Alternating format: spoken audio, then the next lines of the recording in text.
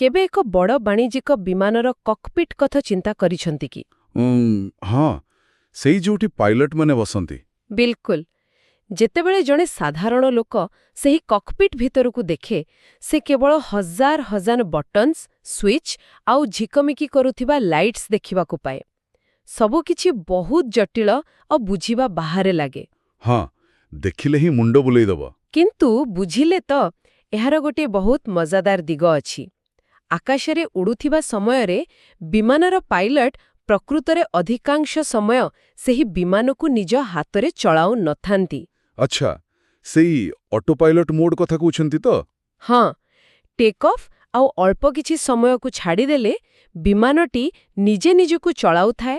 Pilot କେବଳ ଚୌକିରେ ବସି ସବୁକିଛି ଠିକ୍ ଚାଲିଛି କି ନାହିଁ ତାହାର ତଦାରଖ କରୁଥାନ୍ତି। ଏହା ସତରେ ଗୋଟିଏ ଚମତ୍କାର ଦୃଶ୍ୟକଳା। ମାନେ ସବୁକିଛି ଶାନ୍ତ ଆଉ ଅଟୋମେଟିକ୍ ଭାବେ ଚାଲିଥାଏ। ବିମାନର କମ୍ପ୍ୟୁଟର ହଜାର ହଜାର ଗଣନା କରି ପବନର ଦିଗ, ଗତି ସବୁ ନିଜେ ନିଜେ ସମ୍ଭାଳି ନିଏ। ଠିକ୍ ସେହିପରି। କିନ୍ତୁ ଯେତେବେଳେ ହଠାତ୍ ପାଗ ଖରାପ ହୋଇଯାଏ କିମ୍ବା ଆଗରେ ଏକ ବଡ଼ ବାତ୍ୟା ଦେଖାଯାଏ, ସେତେବେଳେ କ'ଣ ହୁଏ? ସେତେବେଳେ ତ କକ୍ପିଟ୍ ଭିତରେ ଆଲାର୍ମ ବାଜି ଉଠେ। ଏକଦମ। ଆଉ ପାଇଲଟ ସଙ୍ଗେ ସଙ୍ଗେ ଅଟୋ ପାଇଲଟ ବନ୍ଦ କରି ନିଜ ହାତକୁ ନିୟନ୍ତ୍ରଣ ନେଇଯାଆନ୍ତି, ଯାହାକୁ ଆମେ ମ୍ୟାନୁଆଲ କଣ୍ଟ୍ରୋଲ ବୋଲି କହୁ। ହଁ ହଁ, ମାନେ ପରିସ୍ଥିତି ଜଟିଳ ହେଲେ ମଣିଷର ହସ୍ତକ୍ଷେପ ଦରକାର। ବିଲକୁଲ। ଆଉ ଆମେ ଆଜିର ଏହି ଗଭୀର ଆଲୋଚନାରେ ଆମ ନିଜ ମସ୍ତିଷ୍କର କାର୍ଯ୍ୟଶୈଳୀ ବିଷୟରେ ଜାଣିବାକୁ ଯାଉଛୁ, ଯାହା ଠିକ୍ ଏହି ବିମାନ ଭଳି କାମ କରେ। ଆମର ମିଶନ ହେଉଛି ମଣିଷ ମନର ଏହି ଅଦ୍ଭୁତ ଆର୍କିଟେକ୍ଚରକୁ ବୁଝିବା। ମସ୍ତିଷ୍କ କିପରି ତଥ୍ୟ ସଂଗ୍ରହ କରେ ଆଉ ନିଷ୍ପତ୍ତି ନିଏ, ତାହାକୁ ଆମେ ଦୁଇଟି ମୁଖ୍ୟ ବିଭାଗରେ ବାଣ୍ଟିପାରିବା। ଆଚ୍ଛା, ସିଷ୍ଟମ 1 ଆଉ ସିଷ୍ଟମ 2 କଥା କହୁଛନ୍ତି ତ? ହଁ, ସିଷ୍ଟମ 1 ଆଉ ସିଷ୍ଟମ 2। ଏହି ବିମାନ ଉଦାହରଣଟି କେବଳ ଏକ ଉପମା ନୁହେଁ। ପ୍ରକୃତରେ ଏକ ଅଟୋ ପାଇଲଟ ଅଛି, ଯାହାକୁ ଆମେ ସିଷ୍ଟମ 1 କହୁ। ଆଉ ଯେଉଁ ସଚେତନ ପାଇଲଟ ଜଟିଳ ପରିସ୍ଥିତିରେ ନିୟନ୍ତ୍ରଣ ନିଅନ୍ତି, ସେ ହେଉଛନ୍ତି ଆମର ସିଷ୍ଟମ 2। ସତରେ, ଦିନସାରା ଆମେ ଯେତେ ସବୁ ଛୋଟ ବଡ଼ ନିଷ୍ପତ୍ତି ନେଉ, ଆମକୁ ଲାଗେ ଯେ ଆମେ ବହୁତ ଚିନ୍ତା କରି ତାହା ନେଉଛୁ। ହଁ, ଆମେ ନିଜକୁ ବହୁତ ବୁଦ୍ଧିମାନ ବୋଲି ଭାବୁ, କିନ୍ତୁ ବାସ୍ତବରେ ଆମେ ଅଜାଣତରେ ସେଇ ସିଷ୍ଟମ 1 ଉପରେ ହିଁ ସବୁଠାରୁ ଅଧିକ ନିର୍ଭର କରୁ। ତେବେ ଆସନ୍ତୁ ଏହି ଦୁଇଟି ସିଷ୍ଟମ ବିଷୟରେ ଆଗରୁ ସଂକ୍ଷେପରେ ବୁଝିନେବା। ସିଷ୍ଟମ 1 ହେଉଛି ଆମର ଦ୍ରୁତ, ସ୍ୱୟଂଚାଳିତ ଏବଂ ବିନା ପରିଶ୍ରମରେ କାମ କରୁଥିବା ବିଭାଗ। ଆଉ ଅନ୍ୟ ପକ୍ଷରେ ସିଷ୍ଟମ 2 ହେଉଛି ଆମର ଧୀର, ଯୁକ୍ତିଯୁକ୍ତ ଏବଂ ବହୁତ ଶକ୍ତି ଖର୍ଚ୍ଚ କରୁଥିବା ପ୍ରକ୍ରିୟା। ଏକଦମ। ଏବେ ପ୍ରଶ୍ନ ଉଠୁଛି, ଏହି ସିଷ୍ଟମ 1 ପ୍ରକୃତରେ କିପରି କାମ କରେ? ମାନେ ଯଦି ଆମେ ଏହାର ମୂଳ ସ୍ୱଭାବକୁ ଦେଖିବା, ତେବେ ଜାଣିବାକୁ ପାଇବା ଯେ ଏହା ଆମର ଅନ୍ତର୍ଜ୍ଞାନ ବା ଗଟ୍ ଫିଲିଂ ଉପରେ ଚାଲେ। ହଁ, ଆଉ ଏହା ଏତେ ଶୀଘ୍ର କାମ କରେ ଯେ ଗୋଟିଏ ନିଷ୍ପତ୍ତି ନେବା ପାଇଁ ଗୋଟିଏ ସେକେଣ୍ଡରୁ ମଧ୍ୟ କମ୍ ସମୟ ନିଏ। ଏହା କେବେ ଶୋଏ ନାହିଁ, ବ୍ୟାକଗ୍ରାଉଣ୍ଡରେ ଲଗାତାର ଚାଲିଥାଏ। ମୁଁ ତ ଏହାକୁ ଆମ ମସ୍ତିଷ୍କର ଏକ ଗୋପନୀୟ ଅପରେଟର ବୋଲି କହିବି। ଏକଦମ ଠିକ୍ ନାମ ଦେଲେ। ଏଇ ଗୋପନୀୟ ଅପରେଟର ସବୁଠାରୁ ବଡ଼ ଗୁଣ ହେଉଛି ଏହାର ନିରନ୍ତର ସତର୍କତା। ଆମର ଇଚ୍ଛା ଥାଉ କି ନଥାଉ, ଏହା ସବୁବେଳେ ଆକ୍ଟିଭ ରହେ। ଆମ ଚାରିପାଖର ପରିବେଶକୁ ସ୍କାନ୍ କରିବା, ବିପଦ ଚିହ୍ନଟ କରିବା, ଏସବୁ ସିଷ୍ଟମ 1ରୁ ହିଁ କାମ। ବୋଧହୁଏ ଏହା ପଛରେ ଏକ ବଡ଼ ବିବର୍ତ୍ତନବାଦୀ କାରଣ ଅଛି, ନୁହେଁ କି? ହଁ, ବିଲକୁଲ। ଇଭଲ୍ୟୁସନାରୀ ଲଜିକ୍ କାମ କରେ ଏଠି। ଲକ୍ଷ ଲକ୍ଷ ବର୍ଷ ତଳେ ଆଦିମ ମଣିଷ ଜଙ୍ଗଲରେ ରହୁଥିବା ବେଳେ ତୁରନ୍ତ ପ୍ରତିକ୍ରିୟା ଦେବାର ବେଗ ହିଁ ଜୀବନ ଆଉ ମୃତ୍ୟୁ ମଧ୍ୟରେ ଫରକ ଥିଲା। ଓହୋ, ମାନେ ଯଦି ଗୋଟିଏ ବୁଦା ପଛରୁ କିଛି ଶବ୍ଦ ଶୁଭିଲା, ତେବେ ସେଠାରେ ଠିଆ ହୋଇ ହିସାବ କରିବାଠୁ ତ ସମୟ ନଥିଲା। ସେଇଆ ତ। ସିଷ୍ଟମ 1 ସଙ୍ଗେ ସଙ୍ଗେ ସଂକେତ ଦିଏ, ପଳାଅ, ସେଠାରେ ବାଘ ଥାଇପାରେ। ତେଣୁ ସିଷ୍ଟମ 1 ସାଧାରଣ ସମ୍ପର୍କ ଆଉ କାରଣ ପରିଣାମକୁ ଖୁବ୍ ଶୀଘ୍ର ବୁଝିଯାଏ। କିନ୍ତୁ ଏହାର ଗୋଟିଏ ବଡ଼ ଦୁର୍ବଳତା ମଧ୍ୟ ଅଛି। କ'ଣ କୁହନ୍ତୁ ତ? ଏହା ଏକାଧିକ ବିଷୟକୁ ନେଇ କୌଣସି ଜଟିଳ ପରିସଂଖ୍ୟାନ ବା କମ୍ପ୍ଲେକ୍ସ ଷ୍ଟାଟିଷ୍ଟିକ୍ସ ବୁଝିପାରେ ନାହିଁ। ଏହାକୁ ଟିକେ ସହଜ କରି ବୁଝିବା ପାଇଁ ଆମେ କିଛି ବାସ୍ତବ ଉଦାହରଣ ନେବା। ହଁ, ଉଦାହରଣ ଦେଲେ ବେଶୀ ଭଲ ଭାବେ ବୁଝାପଡ଼ିବ। ଧରନ୍ତୁ, ଜଣେ ବ୍ୟକ୍ତି ରାସ୍ତା କଡ଼ରେ ଠିଆ ହୋଇଛନ୍ତି ଆଉ ତାଙ୍କ ଆଡ଼କୁ ଦୁଇଟି କାର୍ ଆସୁଛି। କେଉଁ କାର୍ଟି ପାଖରେ ଅଛି ଆଉ କେଉଁଟି ଦୂରରେ ଅଛି, ତାହା ଜାଣିବା ପାଇଁ ମସ୍ତିଷ୍କକୁ କୌଣସି ଜ୍ୟାମିତିକ ଗଣନା କରିବାକୁ ପଡ଼େ ନାହିଁ। ଏକଦମ। ଆଖି କେବଳ ଦେଖେ ଆଉ ସିଷ୍ଟମ 1 ସଙ୍ଗେ ସଙ୍ଗେ କହିଦିଏ ଯେ ଗୋଟିଏ କାର୍ ଦୂରରେ ଅଛି। ସେହିପରି ହଠାତ୍ ପଛରୁ କିଛି ଶବ୍ଦ ହେଲେ ବିନା ଦେଖି ଆମେ ଜାଣିଯାଉଁ ଯେ ଶବ୍ଦଟି କେଉଁ ଦିଗରୁ ଆସୁଛି। ମୁଣ୍ଡ ଆପେ ଆପେ ବୁଲିଯାଏ। ହଁ, ଏହା କେବଳ ଏକ ରିଫ୍ଲେକ୍ସ ନୁହେଁ, ଏହା ହେଉଛି ସିଷ୍ଟମ 1ର ଦ୍ରୁତ ବିଶ୍ଳେଷଣ। ଆଉ ଏଇଟା କେବଳ ଶାରୀରିକ ସ୍ତରରେ ସୀମିତ ନୁହେଁ, ଭାଷା ଆଉ ସାମାଜିକ ସମ୍ପର୍କ କ୍ଷେତ୍ରରେ ବି ଏହା ସମାନ ଭାବେ କାମ କରେ। ଏଇ ଯେମିତି ମୁଁ ଯଦି ଗୋଟିଏ ଅସମ୍ପୂର୍ଣ୍ଣ ବାକ୍ୟ କହେ ବ୍ରେଡ୍ ଏବଂ ବଟର। ହଁ ହଁ, ଆପଣ କହିବା ଆଗରୁ ହିଁ ମୋ ମନକୁ ବଟର ଆସିଗଲା। ଦେଖିଲି ତ, ଏହା ପଛର କାରଣ ହେଉଛି ଆମ ମସ୍ତିଷ୍କର ଆସୋସିଏଟିଭ୍ ମେମୋରି। ସିଷ୍ଟମ 1 ଜୀବନସାରା ମିଳିଥିବା ଅଭିଜ୍ଞତାକୁ ବ୍ୟବହାର କରି ଗୋଟେ ନେଟୱାର୍କ ତିଆରି କରିସାରିଛି। ଆଉ ଏକ ଉଦାହରଣ ନେବା। ରାସ୍ତାରେ ଯାଉଥିବା ବେଳେ କିଛି 50ଟା ଦୁର୍ଗନ୍ଧଯୁକ୍ତ ଜିନିଷ ଦେଖିଲେ କ'ଣ ହୁଏ? ଇସ୍, ମୁହଁରେ ସଙ୍ଗେ ସଙ୍ଗେ ଘୃଣା ଆଉ କଷ୍ଟର ଭାବ ଆସିଯାଏ। ଏହା ଏକ ଅଟୋମେଟିକ୍ ପ୍ରତିକ୍ରିୟା ଯାହାକୁ ଆମେ ଅଟକାଇ ପାରିବା ନାହିଁ। ଏକଦମ। ସେମିତି ଯଦି ସାଧାରଣ ଗଣିତ କଥା ଉଠେ, ଯେମିତିକି 2 ମିଶାଣ 2 କେତେ, ତାର ଉତ୍ତର 4 ବୋଲି ଭାବିବାକୁ ବି ପଡ଼େ ନାହିଁ। ସିଧା ସିଷ୍ଟମ 1ରୁ ବାହାରି ଆସେ। ସତରେ? କିମ୍ବା ଗୋଟେ ଖାଲି ରାସ୍ତାରେ ଆରାମରେ କାର୍ ଚଲାଇବା, ନହେଲେ ଆମେ ଦୁହେଁ ଏବେ ଯେମିତି କଥା ହେଉଛେ ତାକୁ ବୁଝିବା, ଏସବୁ ସିଷ୍ଟମ 1ର କାମ। କୌଣସି ମାନସିକ ପରିଶ୍ରମ ଦରକାର ନାହିଁ। କିନ୍ତୁ ମୋର ଏଠି ଗୋଟେ ବହୁତ ବଡ଼ ଡାଉଟ୍ ଅଛି। କ'ଣ? ପଚାରନ୍ତୁ। ମାନେ, ଯଦି ସିଷ୍ଟମ 1 କେବଳ ସହଜ ଆଉ ସ୍ୱାଭାବିକ କାମ ପାଇଁ ଅଛି, ତେବେ ମଣିଷ ନୂଆ ଜିନିଷ ଶିଖେ କେମିତି? ଟିକେ ଖୋଲିକି କହିବେ କି? ଆପଣ କ'ଣ ଉଦାହରଣ ଦେବାକୁ ଚାହୁଁଛନ୍ତି? ମୋର କହିବାର ଅର୍ଥ ହେଉଛି, ଗାଡ଼ି ଚଲାଇବା ତ ମଣିଷ ଜନ୍ମରୁ ଶିଖିକି ଆସିନଥାଏ। ସେମିତି ଧରନ୍ତୁ ଚେସ୍ ଖେଳିବା କଥା। ଚେସ୍ ତ ଦୁନିଆର ସବୁଠାରୁ ଜଟିଳ ଖେଳ। ପ୍ରତିଟି ଚାଲି ପାଇଁ ଗଭୀର ଚିନ୍ତା ଦରକାର। ତେବେ ଏଇ ଜଟିଳ କାମଗୁଡ଼ିକ ସିଷ୍ଟମ 1ରେ କେମିତି ଆସିବ? ଏହା ତ ଜଙ୍ଗଲ ଉଦାହରଣ ଭଳି ସହଜ ନୁହେଁ। ଆରେ ବାଃ, ଏହା ଗୋଟିଏ ବହୁତ ବଢ଼ିଆ ପ୍ରଶ୍ନ। ଏଟା ପ୍ରକୃତରେ ମସ୍ତିଷ୍କର ନମନୀୟତା ବା ନ୍ୟୁରୋପ୍ଲାଷ୍ଟିସିଟିକୁ ବୁଝାଉଛି। ଦେଖନ୍ତୁ, ଯେତେବେଳେ ଜଣେ ପ୍ରଥମ ଥର ପାଇଁ କାର୍ ଚଲାଇବା ଶିଖେ, ସେତେବେଳେ ତାହା 100% ସିଷ୍ଟମ 2ର କାମ ଥାଏ। ହଁ, ମାନେ ଷ୍ଟିୟରିଂ ଧରିବାକୁ ପଡ଼େ, କ୍ଲଚ୍ ବ୍ରେକ୍ ସବୁ ଉପରେ ଧ୍ୟାନ ଦେବାକୁ ପଡ଼େ, କେହି କଥା ହେଲେ ବି ବିରକ୍ତ ଲାଗେ। ବିଲକୁଲ। କିନ୍ତୁ 5 ବର୍ଷ ଲଗାତାର ଚଲାଇବା ପରେ କ'ଣ ହୁଏ? ଅଫିସରୁ ଘରକୁ ଆସିବା ବାଟରେ ସେ ସାଙ୍ଗ ସହ ବ୍ଲୁଟୁଥରେ କଥା ହୁଅନ୍ତି, ଗୀତା ଶୁଣନ୍ତି, ଆଉ ଘରେ ପହଞ୍ଚିଲା ବେଳକୁ ମନେ ବି ନଥାଏ ଯେ କେତେଟା ସିଗ୍ନାଲ ପାର କଲେ। ଆଚ୍ଛା, ଅର୍ଥାତ୍ ବାରମ୍ବାର ଅଭ୍ୟାସ କଲେ ମସ୍ତିଷ୍କ ସେହି ଜଟିଳ ପ୍ରକ୍ରିୟାକୁ ସିଷ୍ଟମ 2ରୁ ନେଇ ସିଷ୍ଟମ 1କୁ ହସ୍ତାନ୍ତର କରିଦିଏ। ଏହା ଗୋଟିଏ ପ୍ରକାରର ଅଟୋମେସନ୍। ଏକଦମ ଠିକ୍ ଧରିଲେ। ଆଉ ଚେସ୍ ଖେଳିବା କ୍ଷେତ୍ରରେ ମଧ୍ୟ ସିଆ ହିଁ ହୁଏ। ଜଣେ ନୂଆ ଖେଳାଳି ପାଇଁ ପ୍ରତିଟି ଚାଲି ଭାବିବା ଏକ କଷ୍ଟକର ସିଷ୍ଟମ 2 ପ୍ରକ୍ରିୟା। କିନ୍ତୁ ଜଣେ ଚେସ୍ ଗ୍ରାଣ୍ଡମାଷ୍ଟର ବର୍ଷ ବର୍ଷ ଧରି ହଜାର ହଜାର ବୋର୍ଡ ପ୍ୟାଟର୍ନ ଦେଖିସାରିଥାନ୍ତି। ତେଣୁ ନୂଆ ଖେଳ ଦେଖିଲେ ତାଙ୍କର ସିଷ୍ଟମ 1 ପୁରାଣା ପ୍ୟାଟର୍ନକୁ ଚିହ୍ନି ନିଏ। ଗୋଟିଏ ଭଲ ଚାଲି ଆପେ ଆପେ ମନକୁ ଆସିଯାଏ। ହଁ, ଅଭ୍ୟାସ ଯେକୌଣସି ଜଟିଳ କାମକୁ ବି ସିଷ୍ଟମ 1ର ପରିସରକୁ ନେଇ ଆସିପାରେ। ଏହା ପ୍ରକୃତରେ ବହୁତ ଆଶ୍ଚର୍ଯ୍ୟ ଲାଗେ ଯେ ଆମ ମସ୍ତିଷ୍କ କେମିତି ନିଜର ବୋଝ ହାଲୁକା କରିବାକୁ ସବୁବେଳେ ଚେଷ୍ଟା କରେ। ତେବେ ଆସନ୍ତୁ ଏବେ ଆମର ସେହି ଦ୍ୱିତୀୟ ଏଜେଣ୍ଟ, ମାନେ ସିଷ୍ଟମ 2 ବିଷୟରେ ଟିକେ ଡିଟେଲରେ କଥା ହେବା। ହଁ, ନିଶ୍ଚୟ। ମାନୁଆଲ କଣ୍ଟ୍ରୋଲ ବିଷୟରେ ବି ଜାଣିବା ଦରକାର। ଏହି ମାନୁଆଲ କଣ୍ଟ୍ରୋଲର ଆବଶ୍ୟକତା କେତେବେଳେ ପଡ଼େ? ମସ୍ତିଷ୍କ କେମିତି ଜାଣେ ଯେ ଏବେ ସିଷ୍ଟମ 1କୁ ବନ୍ଦ କରି ସିଷ୍ଟମ 2କୁ ଡାକିବାର ସମୟ ଆସିଛି? ଏହି ଟ୍ରାଞ୍ଜିସନର କାରଣଟି ବହୁତ ସ୍ପଷ୍ଟ।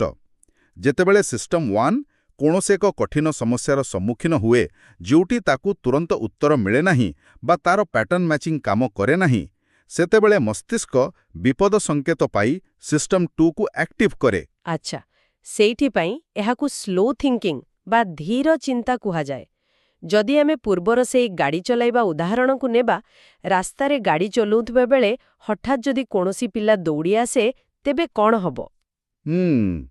ସେହି ମୁହୂର୍ତ୍ତରେ ଆମର ହାର୍ଟବିଟ୍ ବଢ଼ିଯାଏ, ଆଖି ବଡ଼ ହୋଇଯାଏ, ଆଉ ଆମେ ପୁରା ସତର୍କ ହୋଇଯାଉ।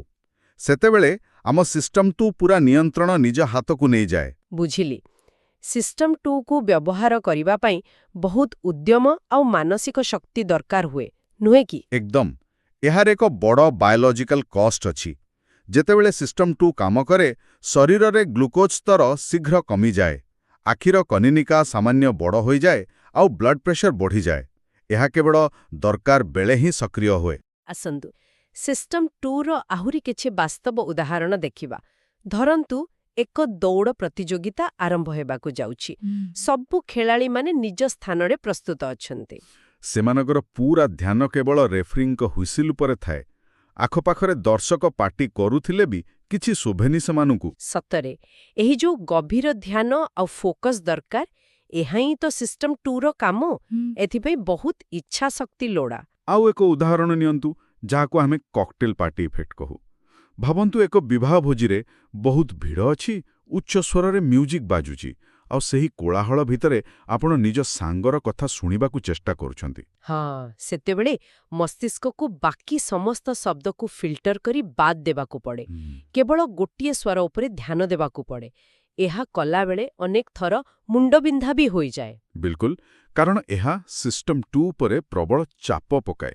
ସେହିପରି ଗୋଟିଏ ବଡ଼ ଭିଡ଼ ଭିତରେ କୌଣସି ନିର୍ଦ୍ଦିଷ୍ଟ ପୋଷାକ ପିନ୍ଧିଥିବା ଲୋକଙ୍କୁ ଖୋଜିବା ମଧ୍ୟ ଏହି ପ୍ରକ୍ରିୟାର ଅଂଶ। ଆଚ୍ଛା, ଶାରୀରିକ ସ୍ତରରେ ବି ସିଷ୍ଟମ୍ 2 କେମିତି କାମ କରେ, ତାର ଏକ ବଢ଼ିଆ ଉଦାହରଣ ଅଛି। ସବୁ ମଣିଷର ଚାଲିବାର ଏକ ସ୍ୱାଭାବିକ ଗତି ଥାଏ। ସେହି ଗତିରେ ଚାଲିଲେ ମଣିଷ ଅନ୍ୟ କଥା ଭାବିପାରେ। କିନ୍ତୁ ଯଦି କାହାକୁ ନିଜର ସାଧାରଣ ବେଗଠାରୁ ଅଧିକ ଜୋରରେ ଲଗାତାର ଅଧା ଘଣ୍ଟା ଚାଲିବାକୁ କୁହାଯାଏ, ତେବେ ତାଙ୍କୁ ନିଜର ପ୍ରତିଟି ପାଦ ଆଉ ଶ୍ୱାସକ୍ରିୟା ଉପରେ ଧ୍ୟାନ ଦେବାକୁ ପଡ଼ିବ। ସେତେବେଳେ ସେ କୌଣସି ଗଭୀର ଚିନ୍ତା କରିପାରିବେ ନାହିଁ, କାରଣ ତାଙ୍କର ସିଷ୍ଟମ୍ 2 ଶରୀର ନିୟନ୍ତ୍ରଣ କରିବାରେ ବ୍ୟସ୍ତ ଥିବ। ହଁ, ଆଉ ଗୋଟେ ବିରକ୍ତିକର କାମ କଥା ଭାବନ୍ତୁ। ଗୋଟିଏ ବହି ପୃଷ୍ଠାରେ କେତୋଟି ଇଂରାଜୀ ଏ ଅକ୍ଷର ଅଛି ତାହା ଗଣିବା। ଏଥିରେ କୌଣସି ମଜା ନାହିଁ, ଖାଲି ଧ୍ୟାନ ପରିଶ୍ରମ ଦରକାର। ପୁରା ବୋରିଂ କାମ। ଆଚ୍ଛା, ବୁଝିଲେ, ମୋର ଗୋଟେ କଥା ମନେ ପଡ଼ୁଛି ଏବେ, ଆମର ଦୃଷ୍ଟିଶକ୍ତି ଆଉ ଶ୍ରବଣଶକ୍ତି ଭିତରେ ଥିବା ସମ୍ପର୍କ କଥା। କେଉଁ ସମ୍ପର୍କ? ମାନେ ଯେତେବେଳେ କେହି ଏକ କାରକୁ ବହୁତ ସଂକୀର୍ଣ୍ଣ ସ୍ଥାନରେ ପାର୍କିଂ କରିବାକୁ ଚେଷ୍ଟା କରନ୍ତି, ସେତେବେଳେ ସେ ସଙ୍ଗେ ସଙ୍ଗେ ରେଡିଓ ବନ୍ଦ କରିଦିଅନ୍ତି କିମ୍ବା ପାଖରେ ବସିଥିବା ଲୋକଙ୍କୁ ଚୁପ୍ ରହିବାକୁ କହନ୍ତି। ବଡ଼ ଗଣିତ କରିବା ତ ସିଷ୍ଟମ୍ 2ର ମୁଖ୍ୟ କାମ। ଯଦି ମୁଁ ପଚାରେ 17 ଗୁଣନ 24 କେତେ? ଓହୋ, ଏହା ତ ଏକ ଭୟଙ୍କର ପ୍ରଶ୍ନ। ମୋତେ ହିସାବ କରିବାକୁ ପଡ଼ିବ। ଏହାର ଉତ୍ତର ପାଇବାକୁ ହେଲେ ଅନେକଗୁଡ଼ିଏ ସ୍ତର ଦେଇ ଯିବାକୁ ପଡ଼ିବ। ହଁ, ପ୍ରଥମେ 17କୁ 20 ସହ ଗୁଣିବାକୁ ପଡ଼ିବ। ସେହି ଉତ୍ତରକୁ ୱାର୍କିଂ ମେମୋରିରେ ସାଇତି ରଖିବାକୁ ପଡ଼ିବ। ତାପରେ ପୁଣି 17କୁ 4 ସହ ଗୁଣିବାକୁ ପଡ଼ିବ। ଆଉ ଶେଷରେ ଉଭୟ ଉତ୍ତରକୁ ମିଶାଇବାକୁ ପଡ଼ିବ। ଏହି ପୂରା ପ୍ରକ୍ରିୟା ମାନସିକ ସ୍ତରରେ ବହୁତ କଷ୍ଟ।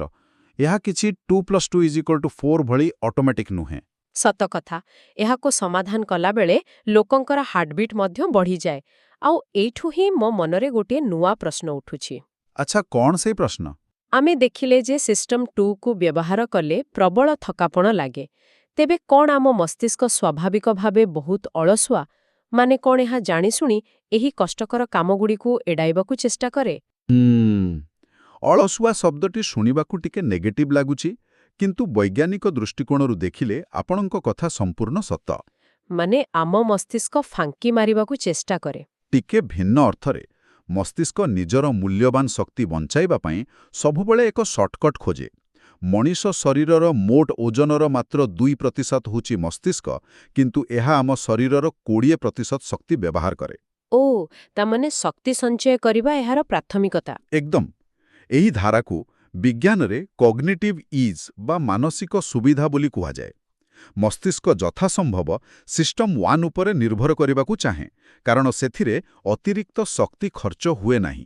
ଆଚ୍ଛା, ଆଉ ଯେତେବେଳେ କୌଣସି ବିକଳ୍ପ ନଥାଏ, ବାଧ୍ୟ ହେଲେ ଯାଇ ମସ୍ତିଷ୍କ ସିଷ୍ଟମ୍ 2କୁ ବ୍ୟବହାର କରେ। ବିଲକୁଲ, ଏହା ମସ୍ତିଷ୍କର ଅଳସୁଆମୀ ନୁହେଁ, ବରଂ ବଞ୍ଚି ରହିବାର ଏକ ସଫଳ ରଣନୀତି। ବା, ଏହା ତ ବହୁତ ଭଲ କଥା। ତାହେଲେ ଆମେ କହିପାରିବା ଯେ ଆମ ଭିତରେ ଥିବା ଏଇ ଦୁଇଟି ସିଷ୍ଟମ୍ ଭିତରେ ଏକ ଚମତ୍କାର ପାର୍ଟନରଶିପ୍ ଅଛି।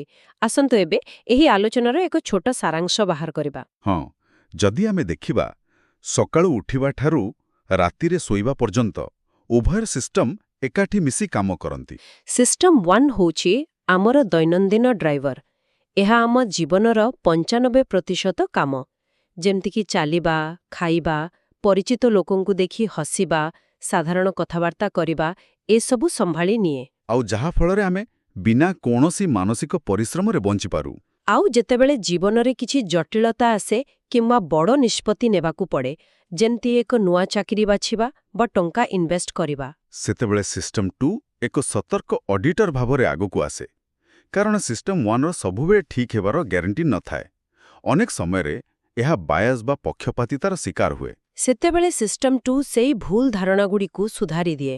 ମାନେ ସିଷ୍ଟମ 1 ଧାରଣା ଦିଏ ଆଉ ସିଷ୍ଟମ 2 ତାକୁ ଅପ୍ରୁଭ୍ କରେ କିମ୍ବା ରିଜେକ୍ଟ କରେ। ଏକଦମ ଠିକ୍। ଉଭୟଙ୍କ ମଧ୍ୟରେ ଥିବା ଏହି ଅପୂର୍ବ ସନ୍ତୁଳନ ହିଁ ମଣିଷକୁ ଏତେ ବୁଦ୍ଧିମାନ ପ୍ରାଣୀରେ ପରିଣତ କରିଛି। ପ୍ରକୃତରେ ଏହି ମସ୍ତିଷ୍କର କାର୍ଯ୍ୟଶୈଳୀ କୌଣସି ଯାଦୁଠାରୁ କମ୍ ନୁହେଁ। କିନ୍ତୁ ଆଜିର ଏହି ଗମ୍ଭୀର ଆଲୋଚନା ଶେଷ କରିବା ପୂର୍ବରୁ ମୋ ମନରେ ଗୋଟିଏ ପ୍ରଶ୍ନ ବାରମ୍ବାର ଆସୁଛେ, ଆଉ ଏଇଟା ଟିକେ ବିଚଳିତ କରିଦେବା ଭଳି ପ୍ରଶ୍ନ। ଆରେ ସେମିତି କି ପ୍ରଶ୍ନ ଯେ ଆମେ ନିଶ୍ଚୟ ସେ ବିଷୟରେ କଥା ହେବା ଦରକାର। ଦେଖନ୍ତୁ, ଯଦି ଆମର ଅଧିକାଂଶ ନିଷ୍ପତ୍ତି, ଆମର ପସନ୍ଦ ନାପସନ୍ଦ, ଆମର ବିଶ୍ୱାସ, ଏସବୁ ସିଷ୍ଟମ 1 ଦ୍ୱାରା ଅଜାଣତରେ ବା ଅନକନସିୟସଲି ନିୟନ୍ତ୍ରିତ ହେଉଛି। ହଁ, ମାନେ ବ୍ୟାକଗ୍ରାଉଣ୍ଡରେ ସେ ତାର କାମ କରୁଛି। ବିଲକୁଲ। ଯଦି ସିଷ୍ଟମ 1 ଆମ ଅଲକ୍ଷ୍ୟରେ ଜୀବନର 95% ନିଷ୍ପତ୍ତି ନେଇ ସାରୁଛେ ଆଉ ସିଷ୍ଟମ 2 କେବଳ ସେହି ନିଷ୍ପତ୍ତି ପାଇଁ ଲୋକଦେଖାଣିଆ ଯୁକ୍ତି ବାହାର କରୁଛି, ତେବେ ଆମ ନିଜସ୍ୱ ଇଚ୍ଛା ବା ଫ୍ରି ୱିଲ୍ ବୋଲି କିଛି ଅଛି କି? ନା ସବୁ କେବଳ ଏକ ମାୟା ବା ଭ୍ରମ? ବାପରେ, ଏହା ସତରେ ମସ୍ତିଷ୍କ ବିଜ୍ଞାନର ସବୁଠାରୁ ବଡ଼ ଦାର୍ଶନିକ ପ୍ରଶ୍ନ। ଆପଣ ବହୁତ ଗଭୀର କଥାଟି ଉଠାଇଲେ। ହଁ, ମାନେ ଯାହା ଆମେ ଭାବୁଛୁ ଆମେ ନିଜେ ସଚେତନ ହୋଇ କରୁଛୁ ବୋଲି, ତା ହୁଏତ ବହୁ ପୂର୍ବରୁ ସିଷ୍ଟମ 1 ସ୍ଥିର କରିସାରିଥାଏ। ଏହା ପୁରା ସତ୍ୟ ହୋଇପାରେ। ଯଦି ଆମର ଅଧିକାଂଶ ଚିନ୍ତାଧାରା କେବଳ ସିଷ୍ଟମ 1 ଦେଇଥିବା ତଥ୍ୟର ଏକ ପୋଷ୍ଟମର୍ଟମ ହୋଇଥାଏ, ତେବେ ମଣିଷ କେତେ ସ୍ୱାଧୀନ। ଆମେ ଭାବୁ ଯେ ସିଷ୍ଟମ 2 ହେଉଛି ରାଜା, କିନ୍ତୁ ସେ ହୁଏତ କେବଳ ସିଷ୍ଟମ 1ର ମୁଖପାତ୍ର ଭାବରେ କାମ କରୁଛି। ମାନେ ସିଷ୍ଟମ 1 ନିଷ୍ପତ୍ତି ନିଏ ଆଉ ସିଷ୍ଟମ 2 କେବଳ ବାହାର ଦୁନିଆକୁ କହିବା ପାଇଁ ଏକ କାହାଣୀ ତିଆରି କରେ। ବିଲକୁଲ। ଏହି ବିଚାର ବାସ୍ତବରେ ଆମକୁ ନିଜର ନିଷ୍ପତ୍ତିଗୁଡ଼ିକୁ ସମ୍ପୂର୍ଣ୍ଣ ଭିନ୍ନ ଦୃଷ୍ଟିକୋଣରୁ ଦେଖିବାକୁ ବାଧ୍ୟ କରେ। କ'ଣ ଆମେ ପ୍ରକୃତରେ ନିଷ୍ପତ୍ତି ନେଉଛୁ ନା କେବଳ ନିଷ୍ପତ୍ତିଗୁଡ଼ିକର ସାକ୍ଷୀ ହୋଇ ରହୁଛୁ? ସତରେ ଏହା ଏକ ଚମତ୍କାର ଆଉ ଆଖି ଖୋଲିଦେବା ଭଳି କଥା। ସେହି ବିମାନର କକ୍ପିଟ୍ କଥା ପୁଣିଥରେ ମନେ ପକାନ୍ତୁ। ଆମେ ଯେତେବେଳେ ଜୀବନର ଛୋଟ ବଡ଼ ନିଷ୍ପତ୍ତି ନେଉ, ଆମକୁ ଲାଗେ ଯେ ଆମେ ନିଜେ ପାଇଲଟ ସିଟ୍ରେ ବସିଛୁ। କିନ୍ତୁ ଅଧିକାଂଶ ସମୟରେ ସେହି ଅଦୃଶ୍ୟ ଅଟୋପାଇଲଟ ହିଁ ଆମ ଜୀବନର ବିମାନକୁ ଦିଗ ଦେଉଥାଏ। ଏକଦମ। ସିଷ୍ଟମ 1 ଆଉ ସିଷ୍ଟମ 2ର ଏହି ଲୁଚକାଳି ଖେଳ ହିଁ ମଣିଷ ମସ୍ତିଷ୍କର ସବୁଠୁ ବଡ଼ ରହସ୍ୟ।